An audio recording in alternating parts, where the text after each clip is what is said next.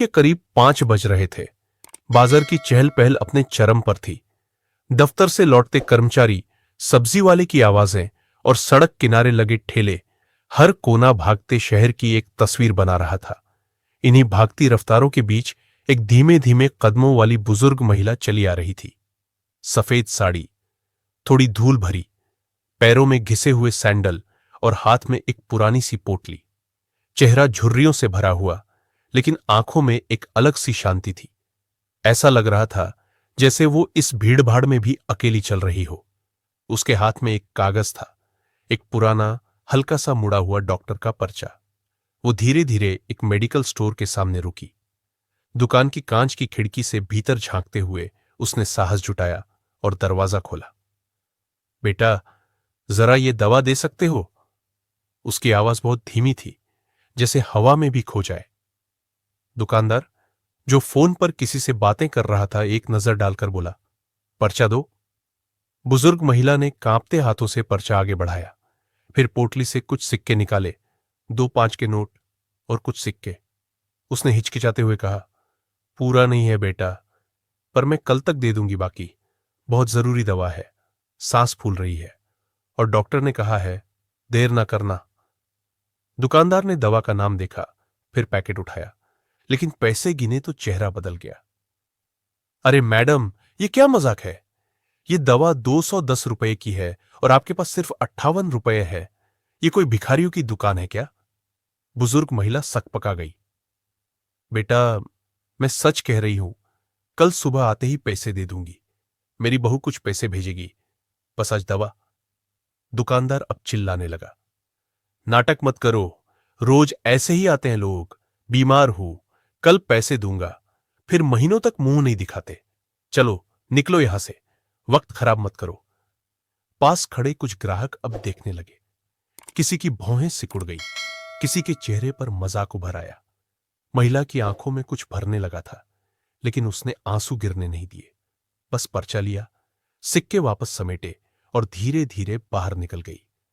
बाहर आकर उसने एक पल के लिए मुड़कर दुकान की तरफ देखा, लेकिन वहां अब कोई सहानुभूति नहीं थी, बस उपेक्षा। वो फिर चलने लगी, धीमे कदमों से, जैसे हर कदम उसके आत्मसम्मान को कुचल रहा हो। लेकिन इसी पूरी घटना को एक जोड़ी आंखें चुपचाप देख रही थी। दुकान के सामने एक एसयूवी रुकी थी। ड्राइवर बाहर खड़ा था और पीछे की सीट पर बैठा एक व्यक्ति, करीब 40 से 45 साल का, सूट में, स्मार्ट घड़ी पहने, इस सबको खामोशी से देख रहा था। उसने गाड़ी से उतरते हुए ड्राइवर से कहा, गाड़ी यहीं रोक कर रखो, मैं आता हूं। वो शख्स सीधे उस मेडिकल स्टोर में घुसा।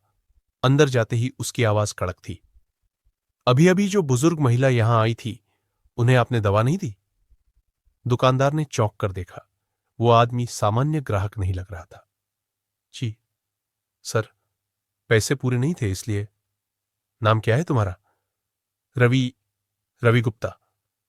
रवि, जरा मुझे उस दवा का नाम दो, और हां, जितनी दवा उस पर्चे में लिखी है उतनी पूरी दो, और एक बिल बनाओ मेरे नाम पर।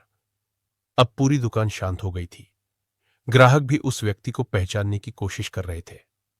फिर वो शख्स मुड़ा और दुकान के बाहर बुजुर्ग महिला की तलाश में आंखें घुमाई, लेकिन वो जा चुकी थी। रात हो चुकी थी। शहर की रफ्तार थोड़ी धीमी हो चली थी, लेकिन उस आदमी की बेचैनी बढ़ती जा रही थी। वो अब उस महिला को ढूंढ रहा था, जो कुछ घंटों पहले अपमान का घूंट पीकर मेडिकल स्टोर से चली गई थी। हर गली, हर मोड़, हर छोटी बस्ती को वह अपनी गाड़ी से धीरे धीरे देख रहा था। उसकी आंखों में कोई मजबूरी नहीं थी, बस एक दृढ़ता थी, जैसे कोई अधूरी कहानी को फिर से पूरा करना चाहता हो। अचानक एक मोड़ पर उसने ब्रेक मारे। एक पुरानी सी झुग्गी के बाहर वही महिला बैठी थी जो मेडिकल स्टोर से निकली थी। वो अब भी अपने पोटली को गोद में लिए जमीन पर बैठी थी, सिर झुका हुआ, आंखें बंद। शायद थक कर सो गई थी या रोते रोते नींद आ गई थी। वो आदमी गाड़ी से उतरा, धीमे कदमों से पास गया और धीरे से पुकारा, मां। महिला की आंखें खुली।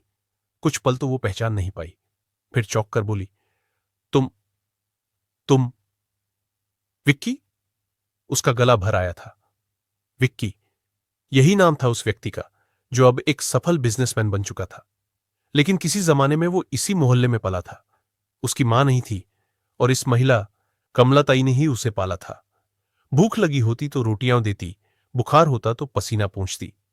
कभी किसी से उसका जिक्र नहीं किया, कभी एहसान नहीं जताया, बस एक मां जैसा प्यार देती रही।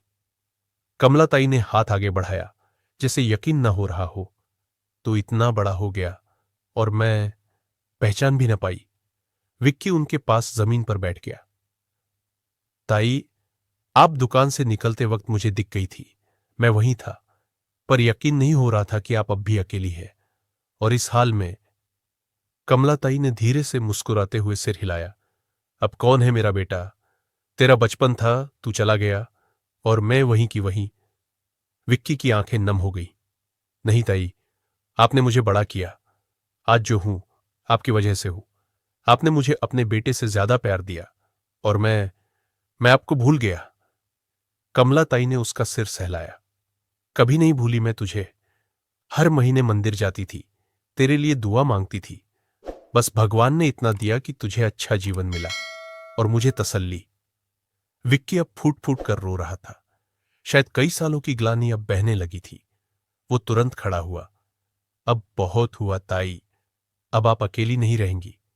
चलिए मेरे साथ। अब मैं आपको वहां रखूंगा जहां आपका सम्मान होगा, आपका इलाज होगा और हर सुबह कोई बेटा आपको मां कहकर पुकारेगा। कमलाताई ने कुछ कहने के लिए मुंह खोला, पर शब्द गले में अटक गए। वो बस चुपचाप विक्की की ओर देखती रही। अगली सुबह विक्की उसी मेडिकल स्टोर पर लौटा। इस बार उसके साथ थी कमलाताई। वो दुकान के सामने रुकते ही बोले, ताई, अंदर चलिए। दुकानदार ने उन्हें देखते ही नजरें फेर ली।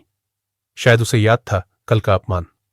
विक्की ने कहा, रवि, यह है कमलाताई, मेरी मां। दुकानदार ने चौंक कर देखा। कल आपने इन्हें दवा देने से मना किया था। पैसे कम थे, लेकिन जरूरत बड़ी थी। आपको इनका पर्स दिखा, पर इतिहास नहीं। चेहरा देखा, पर इंसान नहीं। वो आगे बढ़ा और दुकानदार को एक लिफाफा दिया। यह है आपकी 1 महीने की दुकान का किराया। अब से हर महीने इसी महिला के नाम से एक फ्री मेडिकल कार्ड जारी होगा। जो भी बुजुर्ग या जरूरतमंद दवा लेने आए, वो खाली हाथ ना लौटे, समझे? दुकानदार ने धीमे स्वर में, माफी चाहता हूं सर, कहा। लेकिन आसपास खड़े लोग अब तालियां बजा रहे थे। कमलाताई ने विक्की की ओर देखा और बस एक ही शब्द कहा, बेटा। अगली सुबह शहर की लोकल न्यूज चैनलों और अखबारों में एक ही तस्वीर छाई हुई थी। कल तक जिन्हें लोग भिखारी समझ रहे थे, वो आज शहर की कमलाताई बन गई, हजारों लोगों की प्रेरणा। तस्वीर में विक्की खड़ा था अपनी मां जैसी दिखने वाली उस बुजुर्ग महिला के साथ, और बैकग्राउंड में वही मेडिकल स्टोर दिखाई दे रहा था। अब नया बोर्ड लगा हुआ, कमलाताई मेडिकल सेवा केंद्र, सम्मान के साथ इलाज हर जरूरतमंद के लिए।